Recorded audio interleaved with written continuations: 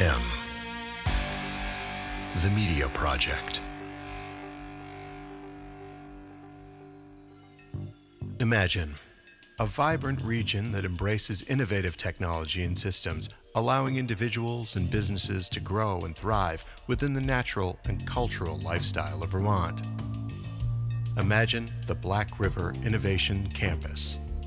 Our community includes business and technology programming, co-working and technology tools, and other exciting experiences that are quickly creating an outsized impact to our little corner of northern New England here in Springfield, Vermont.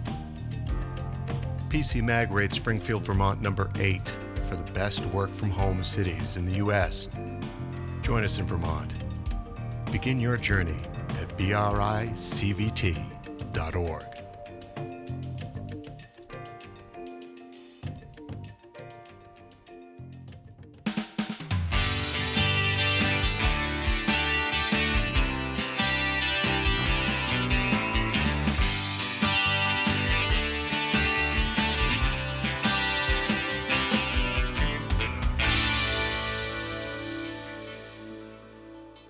Well, we're here together. Ryan, Will, and Scott, yours truly, Scott Graves, here from SMG's Are We Here Yet podcast, here for another Innova802 podcast episode, and we are in Springfield, Vermont. One of you, Ryan, why don't you tell us specifically where we are in Springfield, Vermont? The Black River Innovation Campus, wonderful institution that is incubating startups, supporting co-work, office space, and eventually expanding even further. There's a wonderful area around here that you can see them growing into. Lots of good community development happening here, right on the Connecticut River across from New Hampshire. And among many things, they also have this beautiful sound studio. Right. Podcasts, videos, green screen, you name it. Right, and here we are in studio, so we're very happy to be here. Our plan, for those of you that may not know, since we've never actually talked about it on the podcast, is since the three of us are from different parts of Vermont, that we make the rounds and record in different parts of the great state of Vermont, talking about tech and tech-enabled, all things tech and tech-enabled, and the rebuilding of this economy for high-paying and meaningful jobs. And the key to the audience is that any of these places that we're recording from are most likely resources to you and your business or your community to come record something and collaborate with these incubators. So this one at Brick is a beautiful setup, but there's definitely more of these that we want to share. That's right. We should also, lastly, before getting into our varied topics for the day, mention that this was one of the pioneering projects of an organization that is national, but is Vermont-based out of White River Junction, Vermont. That is Matt Dunn's Center on Rural Innovation. And it's not just Matt Dunn. Right? Yeah. There's a fairly large team at CORI, or the Center on Rural Innovation, working on various parts that are key for rural development, sparking a lot more tech and tech-enabled industry in those places, and really not just working on the businesses themselves and the access to capital and other resources that those businesses need, but holistically, all of the things that need to happen there, the community development, the access to broadband and other types of physical resources, and so great organizations. And one of the things that's so interesting to me that I want to be sure to highlight in this conversation is that these types of resources that are so critical to many tech-enabled businesses, startups, or long-established companies are here in Vermont. So often it's a matter of connecting the dots, and just finding those resources or finding that right person within the network can sometimes be the hardest part of that. But those resources do exist, they are out there, and you can find them, often with a conversation. That's right. So we're bringing to you a smorgasbord this week. Some of our prior episodes were focused on maybe one topic, right, or two topics. Each of us sort of has something to bring to the table that is either something that is happening in Vermont right now, or that we see happening in the greater economy, and that we either want to bring here or we want to avoid, or that kind of stuff. Yeah. So, Scott, you started talking this weekend about some news, and now you've got some background in the music business, so you can illuminate on this a little bit more. But I think a lot about, how do we engage broader bases of community in equity building? How do we engage broader communities in IP building, intellectual property building? And we were talking about, people in the arts who often aren't always business minded, but how we can, use technology to help bring them together. And you mentioned something about Spotify. Remind me exactly what's going on with this. So Spotify is as a company, they are a file sharing platform that's been around for some time, and I've had my beef with Spotify as a former full-time performing artist and jazz educator myself, and having been prime in the industry.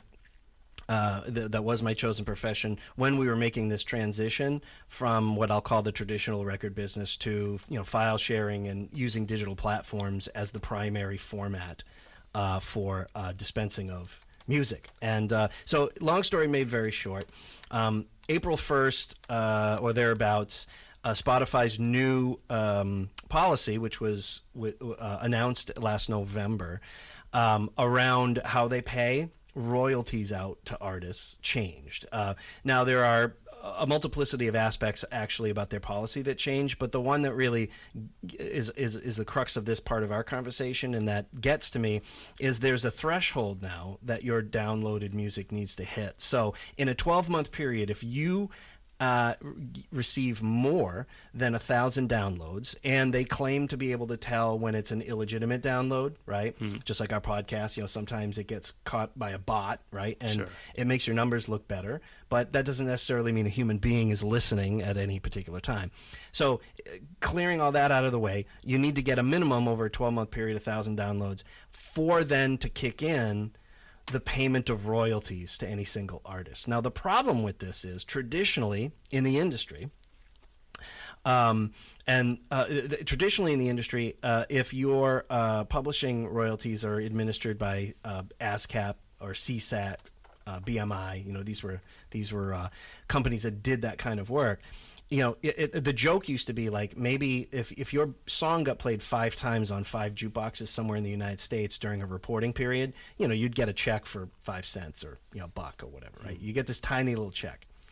But there's a principle behind that, and the principle is, look, it doesn't matter what the dollar amount is. Your song played, our system allots for that, and you get paid something for that, right? The point is to become popular enough. The point is to have the distribution, the marketing, the artist and repertoire, all of the people on that team at the record label pushing, right, for the popularity of that music, right? So that those dollars and cents turn into some pretty serious. Kind of regardless of where on the charts they are.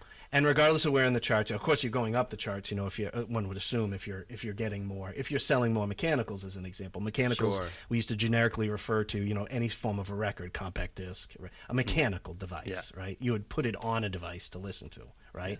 Yeah. So you got a royalty if your song was played on the radio. You got a royalty for publishing rights, not only if you sold written published music, but any other form. You're mechanical. If you sold an album, right, you got a cut of that, but you also get a cut of the publishing rights to the music that's administered on that album. This kind of not only throws all that out, but it says, until you hit this, we're not responsible for paying you for these things. So I want you to share a little bit more too on what the CEO's comments were, but just to sort of drive this point home, in all of that equation, the sort of the traditional royalties model, were there any royalties paid to the cassette maker or the radio maker that those cassettes were played on? That's a good question. So that if you sold a radio and you owned rights to you had some sort of royalty rights to the technology. So Dolby, right? Dolby surround sound was created by Thomas Dolby always comes to mind, but he's the recording artist. It was his grandfather. But Dolby was a specific type of intellectual property around audio quality that was licensed to other people to use the technology as part of their audio devices, right? So they had to pay a royalty to him, right? So there's an example of that. Yeah. Recently, in the last week or two, the CEO of Spotify came out and said, listen, so I'm now paraphrasing, okay? I meant to have the quote in front of me, but I don't. But essentially said the value is in the platform, and getting, without the platform, you couldn't get the music out there. So that he felt, the company, right, really should have the responsibility of determining how royalties are paid out. For me, this is not a singular moment.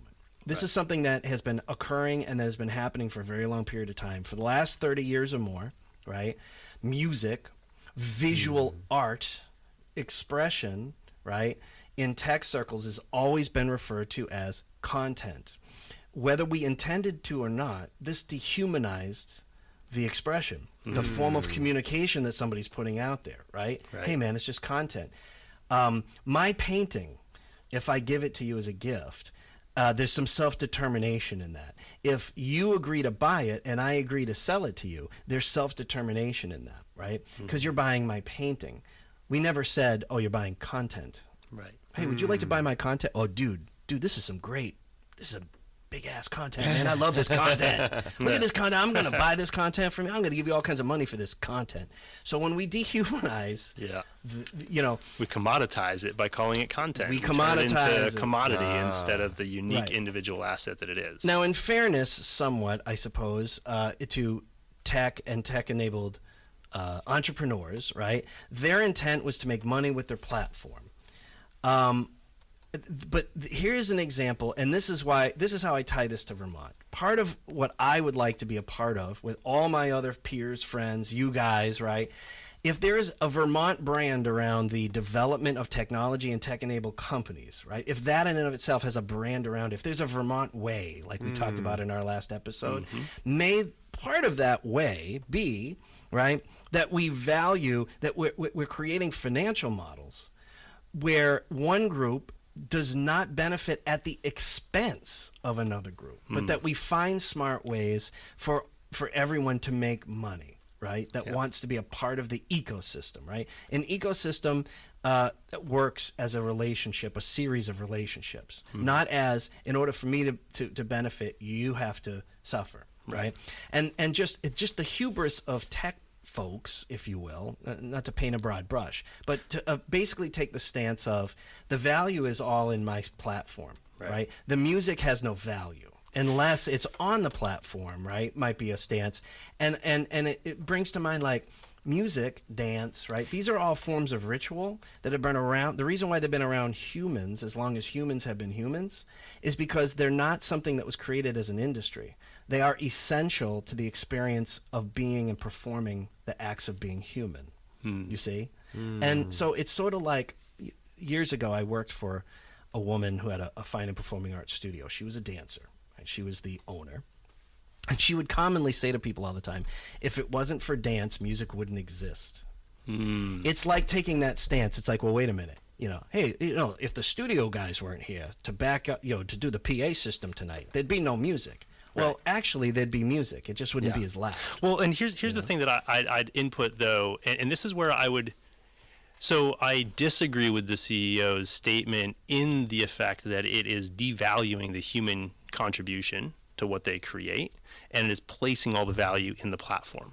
However, where I would argue that is that if you were to, let's just say that the value is all in the platform, that platform is software. And if he wants to believe that that's where all the value is, that's fine. But software is duplicatable. And open source continues to eat commercial software. And so his platform is just the go-to-market for, hopefully, people and the artists and the technologists that are innovating. He wants to limit the highways you can drive your music on, right? Right. And the reality is that his platform is just a nice, shiny example of how to do it. But what the artists and what our communities and our economies need are the protocols that take the non-human functions and make them simply functional services to augment the human value creation that can go on. Right. Something Whether we're that is talking tech or generative. Something Something that is generative rather than extractive. like think It's taxis. 100%. He's got it too. Yeah. The way to describe that. 30 years ago, by the way, when I was in the record business and we were selling compact discs was our primary format. We were talking about, what's going to happen is, Strawberries is not going to be Strawberries like a physical store. You're going to walk up to a kiosk that says Strawberries, and you're going to have this credit card sized, kind of a little thicker than a credit card thing, and you're going to pop that into the kiosk, and you're going to download digitally all of the album artwork and maybe some stories. Maybe there'll be video at the same time you get the music from the album, right? Uh-huh. Okay. So we're describing sort of a hybrid between, Apple's stuff and and file sharing and all that kind of Sure. stuff. And this is maybe 10 years off. And this was, by the way, like the end of 1996. Yeah. Before 1997 and 98 happened. What happens then?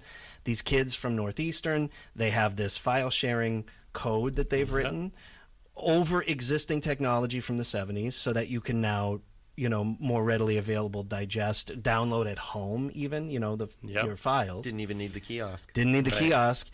But they tried to sell it to all the majors, and all the majors, once, this is basically the summer of 1997, said, yeah, we control the formats, and we control when the formats change. And you guys aren't part of that equation. So they come back to Boston, and they're like, I don't know, what do we do, right? Yeah. Well, what they did was they basically took a gamble. First of all, they don't have something that has any monetary value for them. Right. So they just said, well, we're just going to put it out there, right? Just going to put it out. And they kind of, in essence, right, even if they didn't consciously do this, I don't know if they consciously did it or not, but they're basically taking a gamble that by 1998, there's enough people with enough memory and enough processing speed at home that this becomes a practical thing, right? And that becomes Napster. Right, that was Napster. Yep. That in turn created a culture over time. That and then the idea of content and all of these were contributing factors to now a new culture that people have, where they accept many of these ideas about, well, you don't make money off of music. You make the music make you popular so you can sell T-shirts to people. Right. That's kind of the new paradigm in what came out of the former record business.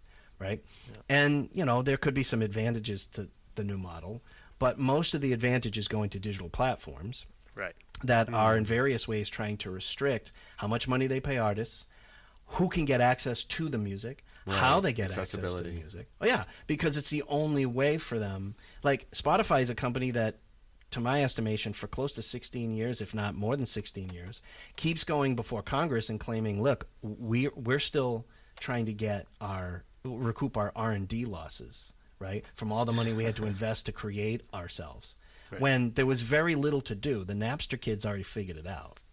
These people added security and firewalls on top of that or whatever. They didn't invent anything. They didn't invent anything. They just took this free stuff that somebody was already doing and said, well, we're going to make it work so that when you come to us, you can only interact with us a certain way. And they created a wall around their and they got cell providers to include it in the build on their cell phones and all the deals that made that right in people's face. Business was had, some effort was made, right? But we're not talking about it's going to take you 20 years to recoup your research and development. Yeah, the money, that's only to pay the salaries of all those people that were starting that company and to try to pay that 10x or 100x the investors want. That's right. And my general point to this and why I bring it up today, besides its interesting current events, and it's in an industry that, even though I'm not in any longer, is still near and dear to my heart, and that I feel like is an important industry,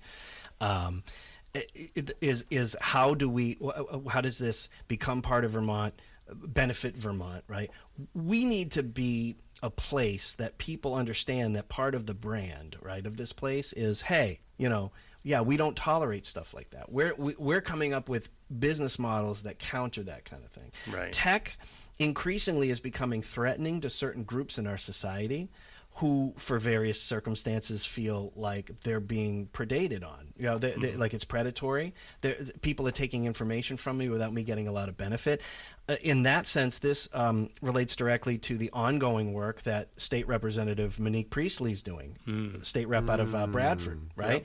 Yep. She's proposed and got passed recently here in Vermont, a privacy bill. Yep. And amazingly, right away starts to get the air of a multiplicity of different kinds of tech companies from all over the United States. My Airbnb app lit up when this was really becoming law, and it was going to pass, and saying, you got to call your state rep, your senator. You're a citizen in Vermont, so it knew where I was, right? And said you should fight this because short-term rentals are important to the economy of Vermont, right? They're not wrong. Right. It is important to the economy of Vermont, but it's also very nuanced.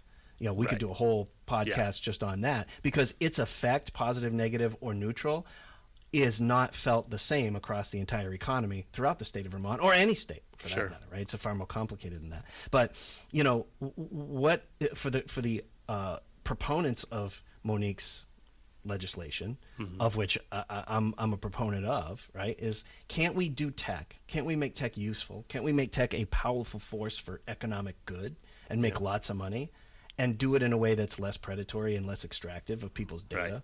Like Yeah. if your entire financial model is based on I'm going to extract people's personal information and sell it to other people, That's the corporate model in America today. It just has been for like 20 years now. Forever, and if you really look at another just music example, Ticketmaster just had this huge cybersecurity breach, right? Like great example, yeah. like why do we need a platform and a company to be this central organizer of tickets? Like really, could we not just have a collective that's actually owned by fans? Right. That provides some software that makes this all possible? Yeah, we actually can. We just Interesting. need- You mentioned the idea of a cooperative that is fan based, or similar to that.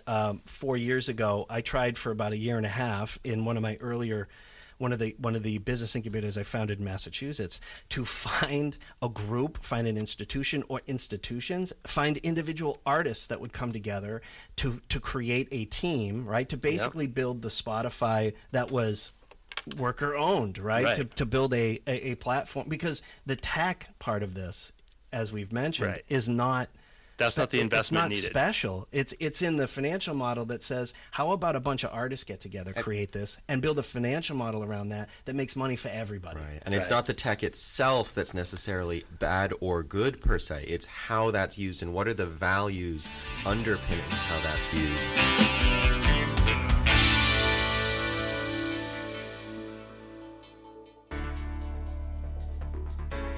The Vermont Technology Alliance. The VTTA is the only statewide organization focused on Vermont's tech business sector and entrepreneurs. Our business members are Fortune 500 companies, startup founders, small business owners, and soloists. We provide advocacy, recruiting of tech talent, events, and other networking opportunities. We are the heart of the tech ecosystem in Vermont. Become a member now at vtta.org. The Vermont Technology Alliance. Tech thrives here.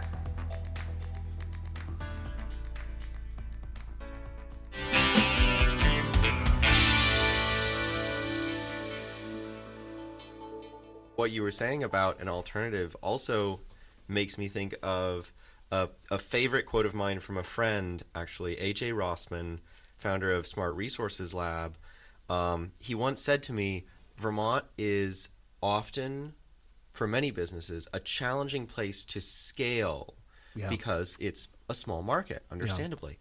But it's a great laboratory. It's a great place to innovate, to try new things, and then find something that really can take hold and can scale beyond this state as well. And it has the resources here to do that kind of innovation, that kind of laboratory work, and really a community that I feel like is open to that kind of innovation, of creativity, and to your point, of a very community and grassroots minded way to go about it. So I am curious, what would, just for theory, what would a generative equivalent of Spotify, let's take the idea of Spotify, how would you tweak the values and the mechanisms of that to make a generative platform rather than an extractive one? If we could do that in 5 minutes or less. Assuming that it's also artist owned, okay? Great. You have a financial model that allows for the proper operation of the business you're creating, right? Yep. For all of the different functions it has, right? And at the same time also has a royalty structure that not only meets at least the minimum requirements or better of the 1976 copyright treaty that's international, that we've all agreed to, that the U.S. led on, and that determines rates and so forth, right? And that keeps up with that. And the artists themselves that choose to be part of the cooperative are further properly compensated, okay, and timely compensated for the work that they're doing, because people would have different, assuming they'd have different roles in the cooperative, right? And that there would be a lot of effort made that if you didn't become a part of the cooperative itself, you could still take advantage of the platform. You could still be an artist, right, and still be on the platform, and you'd be properly paid your royalties. Remember, at the crux of this, what I'm suggesting, and I think this is for all industries, not just music, right, mind you, if there's a royalty structure around something, right, whether it happens once or 1 million times, you should be paid for the fact that it happened, right? And we have the technology to be tracking, even if it is a micro payment, it's still yours and you still own it, and it's still on a ledger And we're living in a somewhere. day where you don't have to actually, there's no expense. Yeah, there's no actual check being cut. There's no check being cut. There's no paper being wasted. There's no ink involved. It's just like, oh, we just, do you put the 5 cents in this person's, account to be done with it? Yeah. Right. And to your point, like, the challenge, I think, isn't the tech, it's the people, right? It's getting that collaboration, that community together to get it started, and then be able to really build on that momentum to bring more people into that circle. There's definitely projects out there, right? There's lots of open source and decentralizing technologies that are offering these frameworks and tools for collective ownership, and there's definitely some out there. I'm looking at a couple of them that are listed here. One called Audius, like SoundCloud, but it's a streaming platform where artists, producers, and DJs are able to upload their music and build their fan base for free. There's another one called Royal that offers a way for artists to collaborate with their fans to launch their content. So they're basically offering sort of some fundraising for themselves, as well as offering early access and benefits to their super fans, if you will, and maybe even having options to include revenue share. Right? So an incentivizing platform that also sort of doubles or triples as a financial platform for making transactions happen. Yep, you can put your music out there, you can help fund your music by building up a fan base, and you can reward your fans for promoting your music. If they're not charging artists or fans right away, I should ask first, are they? Because otherwise, No. how are they making money? They'd be selling How's some it data. sustainable? Right. So Will be the next question. royalties, right? Well, it's about okay. well-defined royalty models where the platforms have some kind of a royalty. In some cases, the platforms are actually purely protocol, and there's no actual royalty. There's just a transaction fee in the platform, where the royalties are all defined by the artist or whoever's helping them publish, and then that royalty could be broken up as like, hey, there's 20% assigned to royalties, X amount goes back to the artist, X amount goes to the fan base, X amount goes to producers, and you can break it up all kinds of different reasonable ways. But the key is it's completely at the discretion of the artist. Yeah. Right? If they make a bad choice about how they're going to design their royalties, then maybe they got the greatest music, but they might not get the pickup, right? Sure. And so that's where, again, community expertise, creating sort of a nonprofit or a professional association around this to have collective ownership of a platform and protocol that drives these things has a lot of potential value in helping people get to market, helping people get into the space, and also it's not just about the artist or just about the platform, right? There's so many other people that go into anything being successful, and this idea of royalties is valuable beyond music, right? This idea of shared equity for shared contribution of labor and work. We've beat that horse dead multiple times here in the first few episodes of the show. The idea that it's all in the financial models, right? And that's where a lot of the humanity, but that's where a lot of the other sustainability of the business is. Speaking, by the way, of employee ownership or shared earnings and so forth, Will has something to say about that, I believe, that he wanted to highlight for our listeners. So actually building on what you said, Ryan, about expertise in how do you do that well, there are in fact organizations in Vermont and all across the country that are devoted to helping people create organizations and systems for that kind of shared equity. And one that I just wanted to highlight was Matt Kropp, who's the executive director at the Vermont Employee Ownership Center in Vermont. Theirs is a great organization that works statewide. It's a nonprofit, and their mission is, reading from their website, to promote and foster employee ownership in order to broaden capital ownership, deepen employee participation, retain jobs, increase living standards for working families, and stabilize communities. And just to put that out there, if anyone is interested in learning more about employee ownership organizations or this kind of shared equity model, these are a great resource, and they are able to take time to work with you to counsel through how to design that system or that process. It's not specific to the music industry yet, but I bet there's someone there who has a background there that would love to do a deep dive into this. And maybe we could bring them onto the show later. And we're suggesting that this kind of a financial approach across a wide variety of industries. This affects a lot. We are a nation. We're a graying nation, right? The boomers are rapidly. Their aging out of careers is accelerating. We're in the midst of almost the top of that bell curve at this point.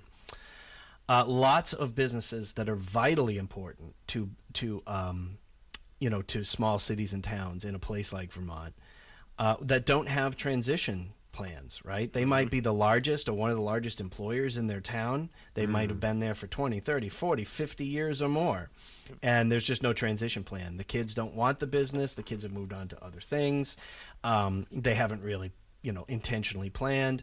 And so, for a multiplicity of these businesses, there is the opportunity for employee ownership, right? For the transition to become, either an employee stock ownership program or simple cooperative or something in between. Or community owned, member ownership. Community owned. There's some great examples here in Vermont in businesses like, your small retail, right? Your general stores and your third places that are so vitally important to extremely rural places have become, community owned. And there's examples of that. Translate that for me, gents, if you will, into tech and tech-enabled business. 'Cause there's some tech and tech-enabled business in Vermont, right? Yeah. If we extend this to, machining that's all CAD-driven and stuff like that have been around for 50, 60 years. They're the kind of businesses that are the major employer in their areas, and a lot of them are just going to go away unless somebody intentionally says, yeah, we need to make this an intentional transition to keep them going, right? Assuming that they're a successful business. That's just one example, but where does this hit the tech and tech-enabled sector? Well, I think that transition you're talking about is a challenge that hopefully is to be met with automation and robotics, but it still needs people, right? That's the thing, is these companies, if they're not really paying attention to the emerging tech, they're just not going to stay competitive, and they aren't going to last. But if they are, then they need people, and really, that's a challenge of Vermont, right? We're trying to bring people here. So how do we do that? Like, what's going to be that unique draw? I mean, I think it's these employee ownership, these collective ownership models, because what you're doing is, instead of just telling somebody like, hey, here's your job, this is what you get paid, you're saying, hey, there's upside here. You can buy we don't into know the what the ownership upside is, but it's there, and it's going to be reflective of the work put in. Well, and keep in mind, I'm talking about people who are currently gainfully employed. Yep. One would assume making fairly decent money, right? Yep. They're already a part of an organization. And if you own that kind of business and you're still in business today, you're probably pretty resilient. You're probably working in one or a small number of niches, right? You've found your clients, right?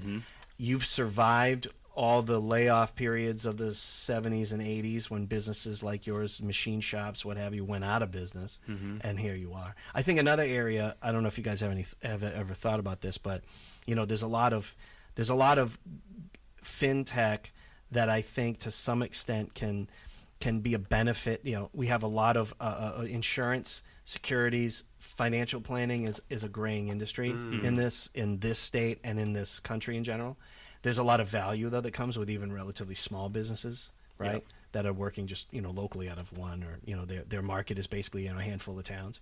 That through the use of various fintech platforms, I think you could still have local ownership as an example, but they can cut a lot of overhead.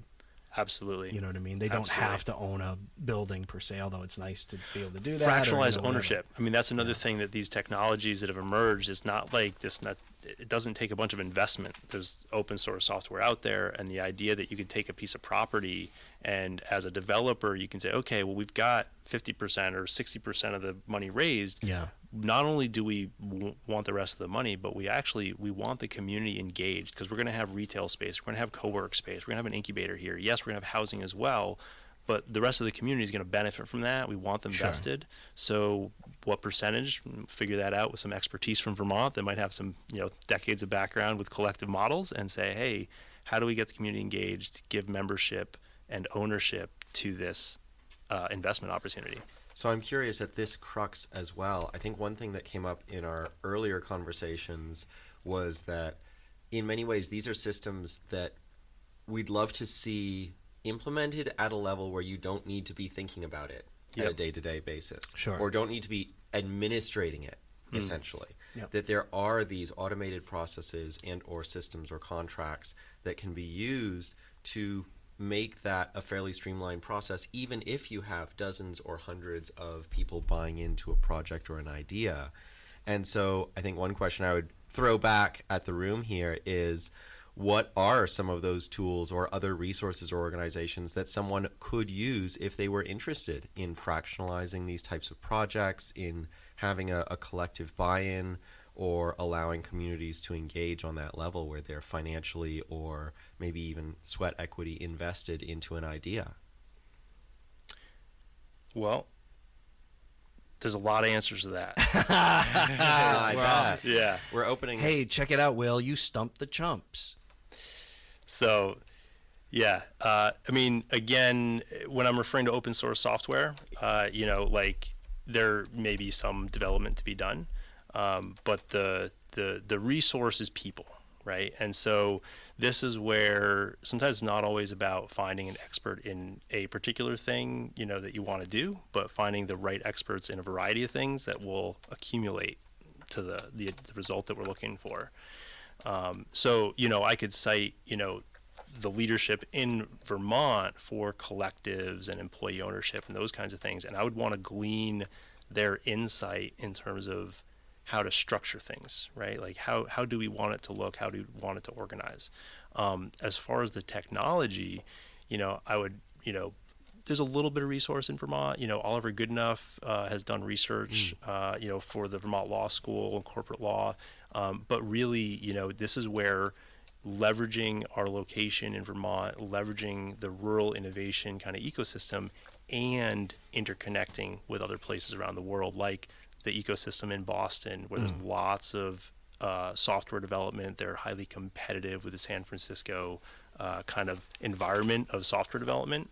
But we need to bring that New England, we want evolution but not revolution, but we kind of need that mentality of revolution, right? These are open source solutions.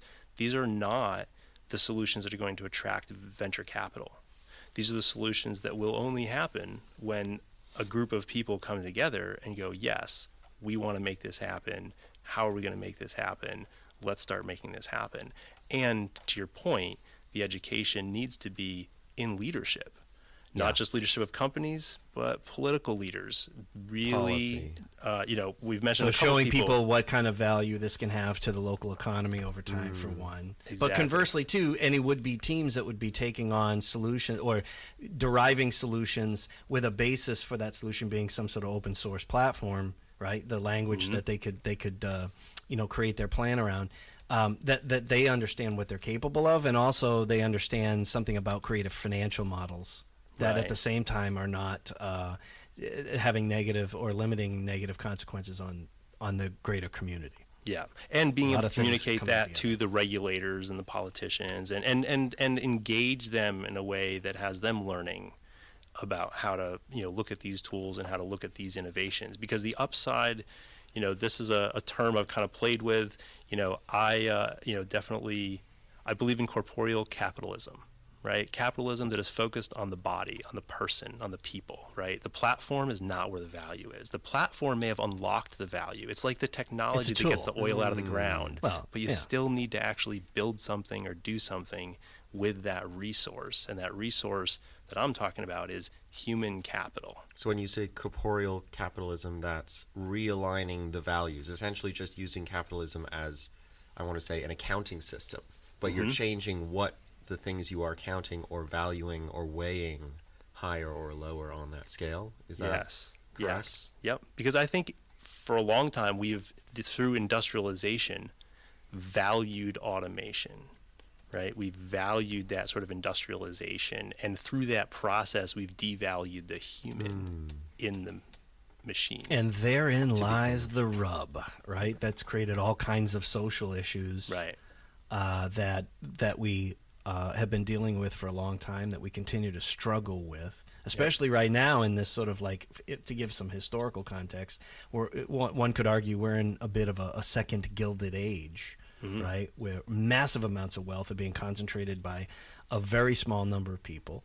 The arguments are often made that the population is simply resenting the people who for their success, but that's really not what's going on for the most part. I mean, when you have whole sections of a nation or whole nations that there aren't enough fiat value, there isn't enough value in the money, right, to go around to really keep things working well, right? And you're seeing it in all different kinds of ways, right? People don't want their property taxes to go up, but the community isn't really creating new business anymore to replace old business that goes away, to replace families that move away, right? So your expenses go up. How are you going to make more residential property taxes? How are you going to generate the revenue necessary to keep this municipality going? How do you create enough revenue to keep institutions going, right?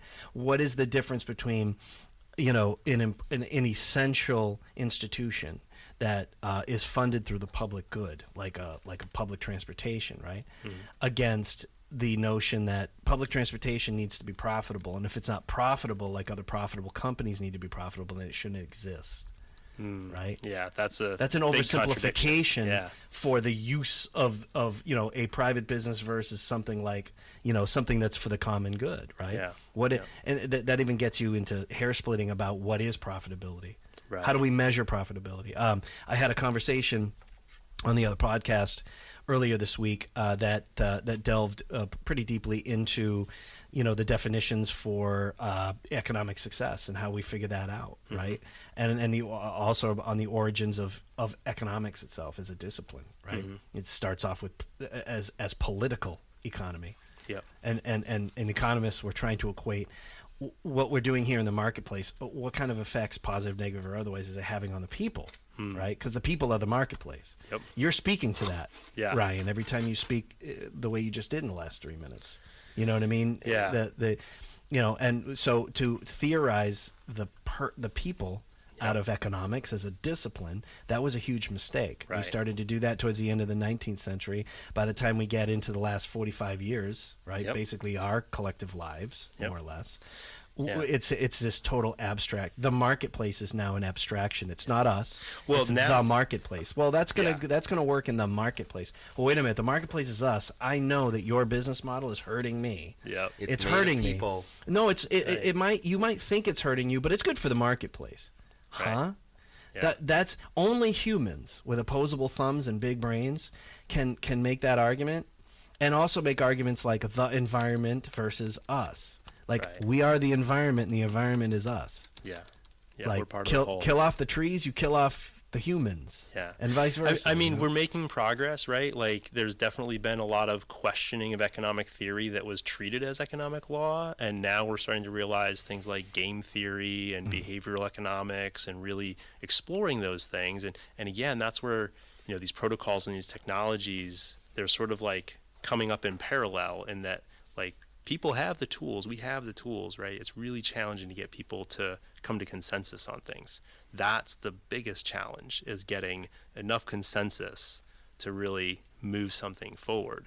But the opportunity that we have is to articulate this corporeal value to the venture capitalists, right? To be able to really change the equation, maybe give it some Vermont flavor, but it's not just Vermont, right? There's other places thinking like this, and really help venture capital see that the capital return comes from the human value production, and that, frankly, maybe not all VCs, but I think they all do have some internal missions too, right? They've already made money, right? So yes, they want to make money, not all of them, but there's some that have another motivation. And there's right? there's a lot of good leadership out of the existing venture capitalists here that have success in Vermont. Yeah. Right. Yep, So like exactly. widespread. We are at the vanguard. I've mentioned this before in this show, Yeah. but I really feel like nationally we're at the vanguard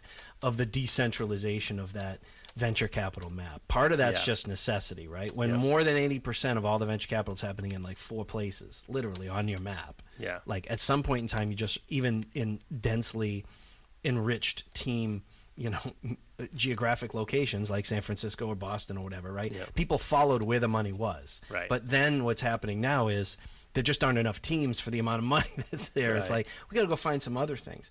But part of it is also mission, right? I mean, more people in that space are saying, hey, one of the reasons why we have less black-owned business is because there's a variety of different policies, both intentional and unintentional, that have led to that. Let's change that.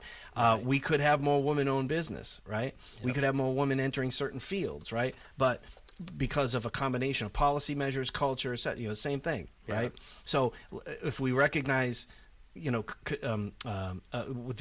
constructs that are prohibiting that, let's change that. One of those is access to the capital and bringing the capital to a variety of other places and circumstances through the venture capital and other financial institutions like CDFIs. I see Will's looking up CDFIs. We should probably mention them before we're done because that decentralizes the map. Right. And also exposing, I mean, this would be controversial, but just imagine if we said, well, yeah, if you want to be a venture capitalist, great, but you need to open up 10% to the public fund and, get exposure so that all the people in this community that might be impacted are actually going to benefit from that success. Yeah, so a portion of it, you're saying that directly, it's as if the community itself was an LP. Yeah. In a fund. Yeah. That would be great. I mean, there's examples, I think, of that kind of happening. Yeah. I mean, actually, I like to cite Norway just because they have so many great stats, but it comes from, they just don't happen to be one of the happiest countries and wealthiest countries in the world just coincidentally. Right. It's they designed because, they designed it. It's been, a series of a couple of centuries of collective ownership models where communities all benefited from the profit of a shipbuilding industry, and then that evolved into the bringing in of hydroelectric for power production, and then continuing to make that state owned, and keeping everybody's pension is tied into these things. Right. It means that everybody's rowing the boat. That's the biggest thing, and they literally come from that history of rowing the boat together. That's what they were doing, building boats. And then it was, grandma can't help build the boat, but we should still take care of grandma. How are we going to do that? sense. How are we going to make that work? Yeah. Will, what do you have Family. cooking over there? Well, actually, what you were describing just reminded me of Janice Shade's work with Innovate Capital, and they're not going to release all the details yet, but something that is in the works is what she described to me as Money Map, and that is the idea of helping to essentially map out those resources and the connection of financial resources and opportunities to help grow projects, businesses throughout the state. And this is something that I'll be learning more about. But I just wanted to put that out there of Janice Shade's work with Innovate Capital. And this is a Vermont-based financial Vermont-based, institution? and this is some of the work that she's done. Some folks might know Janice from her work with Milk Money back in 2015. Yep. Okay. And this is her new organization that she's been growing over the last few years. So keep an eye out for that. Is this does this take the form of a CDFI or Community Development Financial Institution? I don't believe so, but I won't rule it out yet. Okay. This is still developing. This Yeah, is our and homework Milk for a Money- future episode, right? Yeah, Exactly. and Milk Money was founded on the I don't remember if I have the exact numbers, but I think they were basically citing at some point historically Vermonters. About 30% of Vermont families owned equity in Vermont business. Yes. So whether it was their own home business or maybe they owned some share of the local village store or some part of a farm, whatever it was. And that's declined now. It's like 9% today. And so, or at least when Milk Money started, I think that was the number they were citing. And so that whole mission that Milk Money was about was getting more local residents invested with equity in local businesses. Right. How could you make it easy and accessible for people to buy in to local organizations, everything from your local cooperative to a small tech-enabled venture. Right. Where not to belabor things, but the numbers just were pretty stark to me. Yeah. Right. So this transfer of equity, transfer of wealth. Yeah. Over like accumulation, 50, 60 years or whatever. What accounts for that? Where did it all go? Did it just concentrate in a smaller number of Vermonters' hands, or did it leave the state? Is it a combination of the two, or did it just evaporate? Yeah, I mean, I think it's a combination of those things. I mean, we've definitely seen, small farms get lost. Of course, yeah. The village stores closed, those kinds of things. I think part of it's over that period of time, even though now we're still struggling with a population stagnation. Over the past 60 years, there's been population growth in Vermont, and I think that the population has grown, though the number of equity holding residents has not grown, right? So the holders fixed number has stayed the same, but the percentage has reduced because the population grew over some decades there. But then also there is just simply extraction, right? There's the companies, you think banks have come in and bought property. Right. You've got all, maple companies from outside that have come in and bought old maple farms. So there's these different influxes of capital that have come in and acquired things. You look around all the ski resorts and things like that. Again, not a terrible thing, but it's just recognizing that is the source. It is a transfer of equity that was locally controlled to somebody who's not here. Yeah, and it doesn't mean that it needs to go back to the way it was, but it does mean that there's an economic value that we need to try to recapture by getting local equity into local hands. The idea of like preservation, or bringing it back locally matters less when your locality is constantly churning out new innovative enterprise. Yes. Ergo, you're creating new opportunities, new wealth, new local equity opportunities. Right. Yeah. Yeah, there's another woman, I don't know what she's up to these days. I haven't kept great tabs on her, but a woman named Gwen Hall-Smith, who's done a lot of advocacy around public banking, citing North Dakota, where there's like I think it's like a farmer-owned state bank or something like that. But basically, a lot of the conversations I remember her talking about is this mentality of scarcity that leads us into a lot of these challenges, and really trying to turn that around to the mentality of abundance, recognizing that there's abundant value to be created, and really trying to build forward with that mentality. And so, she's got a couple books, and she gets around, makes some efforts on innovative financial ideas and pushing them forward globally on different cap and trade models for carbon dividends and credits, and UBI models for universal basic income. But it all comes from this idea that there is abundance, right? The idea of scarcity, it's important to not lose sight of that. Resources are limited, right? There is a limit. There's to a resources. limit to our resources, but they might not all be scarce. But our value, the value that we create in society as humans, doesn't all derive from our fixed resources. Yeah. And that's the thing, is that we have a lot of abundance. There is time to enjoy life. Right, there's a lot of spaciousness. There's a lot of opportunity to use that space. Yes. That's been one of my personal goals this year, is to try and build in more spaciousness into my life. It's very valuable. Yeah, and that's where live, work, play comes. It's not just about there's the consolidation of you're taking up less square feet on the earth because you're living and working and playing in the same space. That's great, but it's also about making your spaces feel fluid and welcoming. And whether it's a workspace or a living space. Nourishing.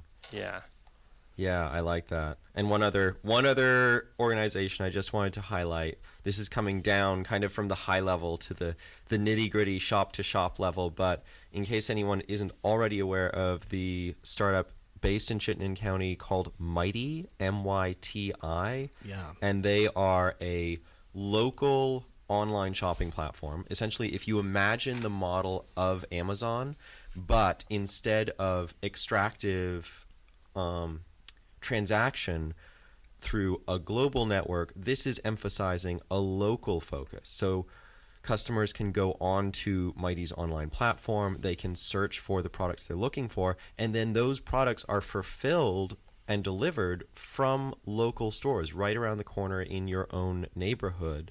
And the Mighty platform itself runs on a modest transaction fee, but they're currently building up traction here in the state right now. Again, a fine example of one of those businesses that can start here. Our culture is receptive to this kind of Exactly. thing. So it's a good incubator Yeah. for proving that it can be done, and no least of which, because of the nature of this, locally sourced retail, Right. Yep. right? It's still, remember that, that amazing, that magical, Amazon just shows up in my house. Right, Until same thing. until they're all using drones. Even faster, actually. Somebody has to drive there. Vermont is not an easy. Vermont is this place where you look at the map and you say, I don't understand why it's not like Rhode Island, like everyone's a half hour from everyone else. Right. Because on the map, mileage-wise, it looks like it, but there's mountains everywhere. Right. So guess what? Everything is 2 hours from you. Yeah. And these guys promise like insane time Yeah. frames. Right. To get They'll stuff delivered. personally deliver. Yeah. And they're going after a pretty big ticket. If you want to look at dollars, according to Mighty, about $500 million runs out of Vermont in the retail economy each year. And so they're looking to reverse some of that. Let's recapture some of that back into local economies and local stores where these products already exist if people were just connected. So they're connecting the dots Yep. between the needs and the opportunities here. And Shout I out just think that's a beautiful example. Shout out to Bill Coffey and the Yeah. whole team at Mighty. We know these guys. Yeah. Yeah, and I mean their model is really focused. So the number that he likes to talk about, was it $22,000 per day? I think it's per day. Or is Let's it per see. hour? He It's said, something crazy. Let me do some quick math Yeah. because But that's what it's he's trying to do. $20 per second with There- Amazon. Yeah. So per That's second, that actually comes out to what is that? That's almost $2 million per day. Okay. Yeah. So maybe it was 22,000 per hour or something. The presentation that he was giving. 1,728,000 per day. Yeah. For So Amazon. the whole model, right, is capture that money and put it back in this economy instead of handing it to Exactly. Amazon. And and what's cool about that is that yes, he's in Vermont, but what he's doing is creating a different way of doing business that not only brings the business to the local business owners who are already stocking and distributing those products, but he's also employing people and supplementing delivery with the local people in that network 100%. and gathering all that information in a way that could actually augment And not those selling businesses. people's information. Yeah, and not selling people's information.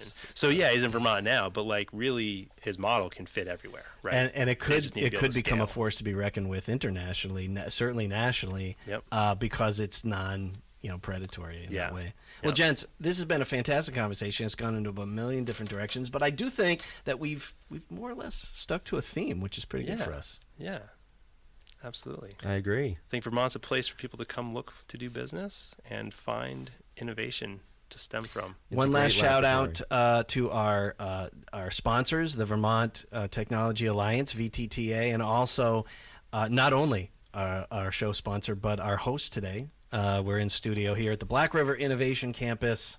Chris and Vin and all the fine folks here in beautiful Springfield, Vermont, along the Connecticut River, northern New England. Love it. SMG's Are We Here Yet podcast is a production of M the Media Project and SM Graves Associates. Learn more at smgravesassociates.com.